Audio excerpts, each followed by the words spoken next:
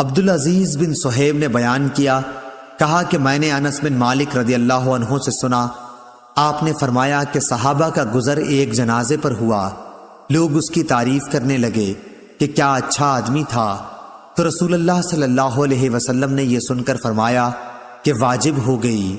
پھر دوسرے جنازے کا گزر ہوا تو لوگ اس کی برائی کرنے لگے، حضور صلی اللہ علیہ وسلم نے پھر فرمایا کہ واجب ہو گئی۔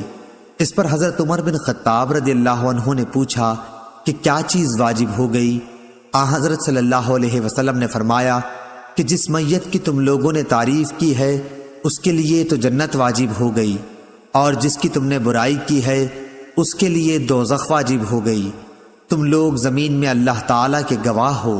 صحیح بخاری حدیث نمبر 1367۔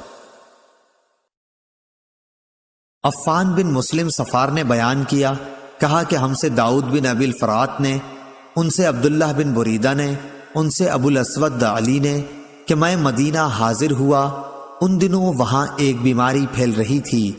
میں حضرت عمر بن خطاب رضی اللہ عنہ کی خدمت میں تھا کہ ایک جنازہ سامنے سے گزرا، لوگ اس میت کی تعریف کرنے لگے تو حضرت عمر رضی اللہ عنہ نے فرمایا کہ واجب ہو گئی۔ پھر ایک اور جنازہ گزرا، لوگ اس کی بھی تعریف کرنے لگے، اس مرتبہ بھی آپ نے ایسا ہی فرمایا کہ واجب ہو گئی۔ پھر تیسرا جنازہ نکلا، لوگ اس کی برائی کرنے لگے، اور اس مرتبہ بھی آپ نے یہی فرمایا کہ واجب ہو گئی۔ ابو الاسود علی نے بیان کیا کہ میں نے پوچھا کہ امیر المومنین کیا چیز واجب ہو گئی؟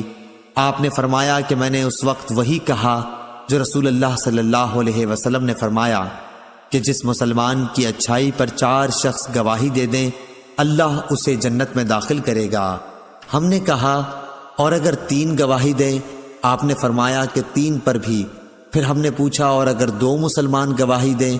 آپ نے فرمایا کہ 2 پر بھی۔ ہم نے یہ نہیں پوچھا کہ اگر 1 مسلمان گواہی دے تو کیا؟